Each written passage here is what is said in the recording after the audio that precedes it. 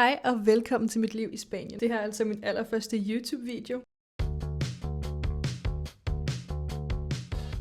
Og i den anledning tænker jeg, at jeg lige vil tage jer med på en lille dag i mit liv. Selvfølgelig hvor der er fokus på Spanien og ikke så meget om mit private liv. Men i dag tager jeg med på en handletur her i Barcelona til mit yndlingssupermarked, som egentlig minder lidt om Netto i forhold til sådan priserne og kvaliteten, vil jeg sige. Og så tager jeg også med på min yndlingsrestaurant her i Barcelona. Det er en libanesisk restaurant, og de har seriøst det lækreste mad. Den del skal I virkelig glæde jer til. Det her YouTube noget er altså virkelig nyt for mig. Jeg er egentlig mest til TikTok, og jeg elsker at filme og redigere TikToks. Det er sådan en lille hobby. Jeg synes, det er så hyggeligt. Og hvis I har set mig på TikTok, så ved I, at jeg snakker om en masse blandede ting, og ikke kun så meget livet i Spanien, men egentlig også lidt om mig og de ting, jeg har oplevet. Jeg kan rigtig godt lide at sætte fokus på tabuemner, eller emner, som vi generelt ikke taler nok om i samfundet. Jeg har også talt meget om det her med at få knust sit hjerte, og det her med ikke at vide, hvad man gerne vil, og alle de her beslutninger, man skal tage i en så ung alder, har jeg snakket om på min TikTok. Det er virkelig noget, jeg elsker at lave, og jeg håber lidt, jeg kan få den samme kærlighed til YouTube. Nu prøver jeg det bare lige frem og ser, hvordan det er, og hvis jeg ser, at der er en masse interesse for det, så vil jeg faktisk rigtig gerne fortsætte, fordi jeg har vildt mange gode idéer til, hvad jeg kunne vise jer her i Spanien. Så hvis der er altså noget bestemt, I tænker,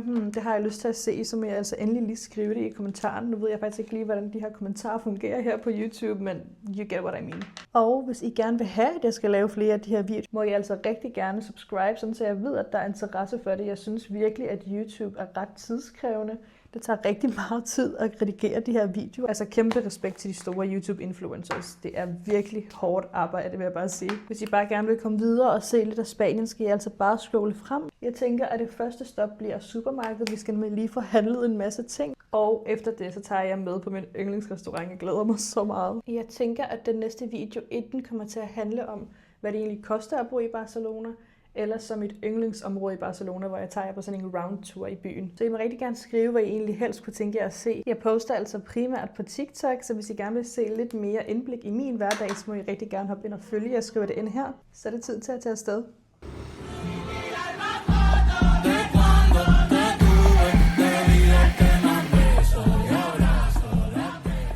Mit yndlingssupermarked her er selvfølgelig Mercadona. Jeg synes, de har de bedste varer. I hvert fald sammenlignet med andre supermarkeder her. Og jeg mener også, det er et af de billigste supermarkeder i Spanien. Noget af et kulturschok, jeg fik mig, da jeg flyttede hertil, var, at alle deres fløde og sådan mejeriprodukter er faktisk ikke på køl. Altså selv mælkeprodukter er ikke på køl. Og heller ikke æg er på køl. Men noget, jeg elsker i de spanske supermarkeder, det er deres frugt- og grønt afdeling. Der er et så stort udvalg. Prøv lige at se, hvor store de her tomater er. It's just so pretty. De har selvfølgelig også et kæmpe frugtudvalg. Det her er faktisk mit yndlingshjørne i supermarkedet.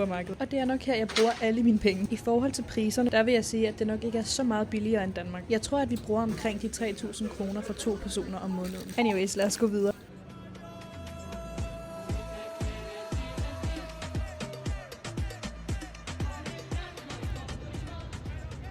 Altså sådan her det ser ud i indgangen. Jeg elsker deres interiør her. Det minder mig bare så meget om dengang jeg boede i Libanon selv. Kan jeg lige igennem restauranten, lige så jeg kan få et indblik i, hvordan det ser ud. Jeg synes virkelig, det her er grænseoverskridende, fordi folk kigger på mig, som om jeg er virkelig mærkelig lige nu. Jeg vil sige, at det er ret autentisk i forhold til interiøren.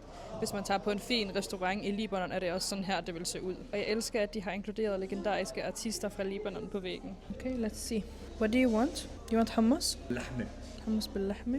I want this tabliya. We can start with something, and if we're hungry, we order more, so it's not too much because we can't eat so much when we're fasting. Okay, so tabliya. We'll take one of those. We'll take hummus باللحمة, and then we'll take the لحمة بعجين. Hello. عربي؟ ايوه اللي يعجبك. Okay. 2 tabliya. hummus باللحمة. لحمة بعجين. لو سمحت. Thank you. Thank you. Jeg har altid bestilt på arabisk, fordi de er jo sjovt nok araber, dem der arbejder her. Vi er på en libanesisk restaurant i dag, og jeg glæder mig virkelig meget til maden. Det er sådan en sjov oplevelse, når man skal tale arabisk, når man ikke rigtig lige har øvet sig, eller sådan lige tænkt over, at man skal det. Så det her er tabile, som vi har bestilt. Det ser så lækkert ud.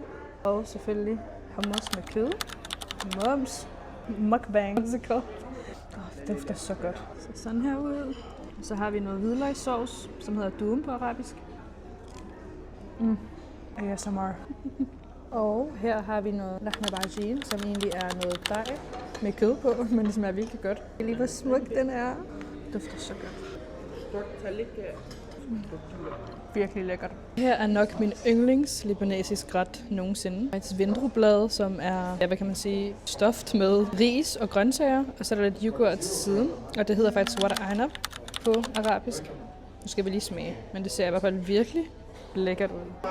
Lad os smage det her. Det er virkelig lækkert.